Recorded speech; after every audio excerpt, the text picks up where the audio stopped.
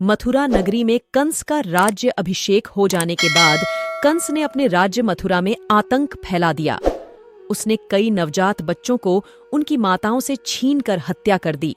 धीरे धीरे समय बीतता गया और एक दिन जब नंदराय जी मथुरा नगरी पहुंचे और उन्होंने महाराज कंस को बताया कि हमारे घर एक पुत्र ने जन्म लिया है, इस बात पर महाराज कंस ने उन्हें बधाई दी, क्योंकि नंदराय जी गोकुल के अधिपति थे।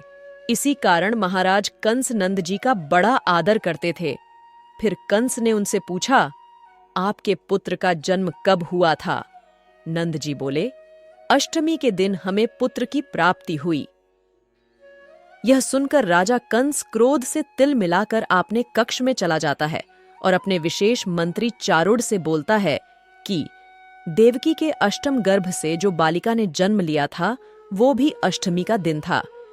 इस तरह से कंस को पता चल जाता है कि किसी ने उसे धोखा देकर देवकी के अष्टम गर्भ से जन्मे बालक को छल से बदल दिया गया था। इसलिए कंस ने बाबा नंद के पुत्र को मारने के लिए एक योजना बनाई और इसलिए राक्षसी पूतना को बुलाया गया। पूतना का शरीर बहुत ज्यादा बड़ा था, बड़े बड़े दांत।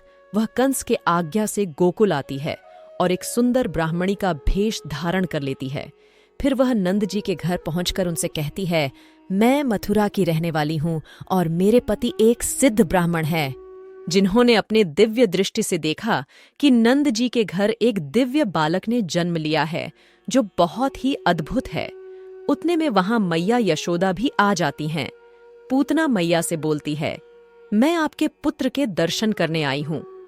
मुझे एक सिद्धि प्राप्त हुई है, जो भी मेरे स्तन से दूध पीता है वो बच्चे अमर हो जाता है।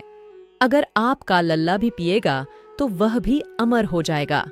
इस तरह से पूतना अपनी मीठी मीठी बातों से बाबा नंद और मैया यशोदा को फंसा लेती है, जिसके बाद वह भगवान श्री कृष्ण को अपने गोद में उठा लेती है और उसे खिलाने लगती है। फिर एक कक्ष में जाकर अपने स्तन का जहरीला दूध भगवान श्री कृष्ण को पिलाने लगती है। पूतना को इस बात का अंदाजा नहीं था कि उसने एक चमत्कारी बालक से पंगा ले लिया है। जैसे ही पूतना उसे अपना दूध पिलाती है तो उसके जहर का असर उल्टा पूतना पर ही होता है, जिससे उसको अत्यंत पीड़ा होने लगती है और वह अपने असली रूप में आ जाती है और भगवान को लेकर हवा में उड़ जाती है। वह चिल्लाती है, चीखती है, छोड़ मुझे। कई प्रयासों के बाद भी भगवान श्री कृष्ण उन्हें छोड़ते नहीं हैं। अंततः सारा का सारा विष पूतना को ही छड़ जाता है, जिसकी वजह से वो पास के एक जंगल में आकर गिर जाती है और राक्षसी पूतना वहीं पर मर जाती है। सब भागते भागते जंगल की तरफ जाते हैं और यह देखकर यशोदा मैया और नंद बाबा परेशान हो जाते हैं।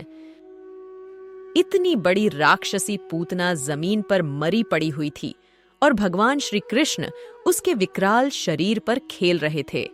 छटपटाते हुए मैया यशोदा तुरंत कान्हा को अपने गले से लगा लेती हैं।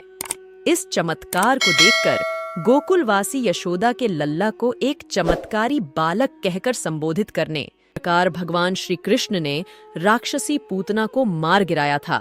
और ऐसे कई राक्षस और असुर आए, लेकिन किसी ने भी भगवान श्री कृष्ण का बाल भी बांका नहीं कर सके।